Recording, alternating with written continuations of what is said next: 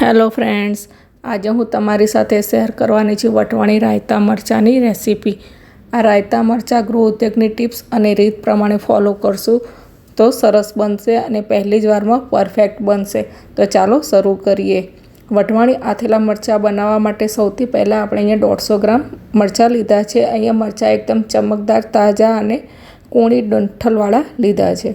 હવે અહીંયા ડંઠલનો ભાગ કાઢી દેવાનો છે અને એને 2 ટુકડામાં આપણે કટ કરી લેવાનું છે। ઘણા લોકો મરચાંને ડંઠલ સાથે પણ બનાવે છે, પણ આવું નહીં કરવાનું, કારણ કે ડંઠલના લીધે આપણું રાયતું બગડી જાય છે। તો અહીંયા આપણે ડંઠલને દૂર કરી લઈશું અને એને 2 ભાગમાં કટ કરી લેવાના છે। તો આ રીતે આપણે બધા જ મરચાંને 2 ભાગમાં કટ કરી લઈશું। અને 2 ભાગમાં કટ ન કરવા તો ઘણા લોકો મરચાંની અંદર એક ચીરી મૂકીને પણ કરે છે। તો આ રીતે આપણે બધા જ મરચાંને 2 ભાગમાં કટ કરી લીધા છે। હવે અહીંયા આપણે મરચાંને 2 ટુકડામાં કટ કર્યા પછી એની ઉપર હળદર અને મીઠું ચડાવવાનું છે। તો અહીંયા એક વાસણમાં લઈને એની અંદર 2 ચમચી મીઠું અને 1 ચમચી હળદર નાખી અને સારી રીતે મિક્સ કરી લેવાનું છે અહીંયા। અને આપણે આ રીતે મિક્સ કર્યા પછી એને લગભગ 1 કલાક સુધી આપણે રેસ્ટ આપીશું, કારણ કે રેસ્ટ આપશું એટલે એમાંથી આપણે પાણી છૂટું પડશે અને આપણા મરચાં થોડા સોફ્ટ થશે। તો આ રીતે આપણે એને 1 કલાક માટે રેસ્ટ મૂકશું। તો હવે 1 કલાક થઈ ગયો છે, તો તમે જોઈ શકો છો કે આપણા મરચાંમાંથી પાણી છૂટું પડી ગયું છે। હવે અહીંયા મરચાંને આપણે થોડા કોરા કરવાના છે।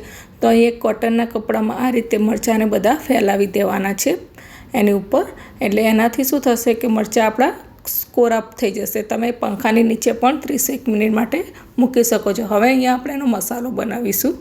તો એક જાડા તળિયાવાળી પેનમાં 2 ચમચી મેથી લીધી છે આખી, 1 ચમચી આખા ધાણા અને 1 ચમચી વરિયાળી લીધી છે અને એને શેકી લેવાની છે। અહીંયા બહુ નથી શેકવાનું, પણ એની સ્મેલ આવે, એની શેકવાની સુગંધ આવે ત્યાં સુધી શેકવાનું છે। ત્યાર પછી એની અંદર આપણે 2 ચમચી રાઈના કુરિયા, એટલે કે લગભગ વજનમાં 25 ગ્રામ જેટલા મેં લીધા છે, એ એડ કરીશું કે એના લીધે એમાં રહેલો ભેજ, મોઇસ્ચર ઉડી જાય। હવે એને આપણે ઠંડુ કરવા મૂકશું। ઠંડુ થઈ જાય એટલે આ મિક્સરને આપણે મિક્સર જારમાં દરદરું ક્રશ કરવાનું છે।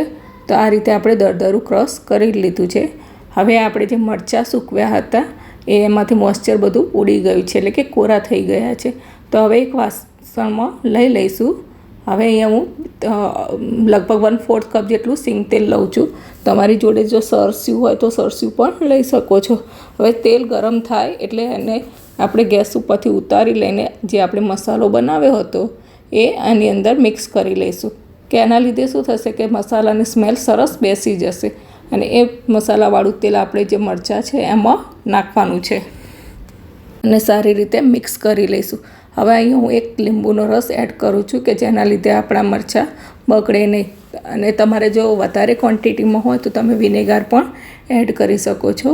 તો આ રીતે આપણે ગૃહ ઉદ્યોગની રીત પ્રમાણે જો બનાવીશું તો આપણા મરચાં ખૂબ જ સરસ બનશે। અહીંયા હું મરચાંને 1 વીક માટે બનાવું છું, થોડા છે એટલે, પણ તમારે વધારે બનાવવા હોય તો આ રીતે બનાવી શકો છો। બાય।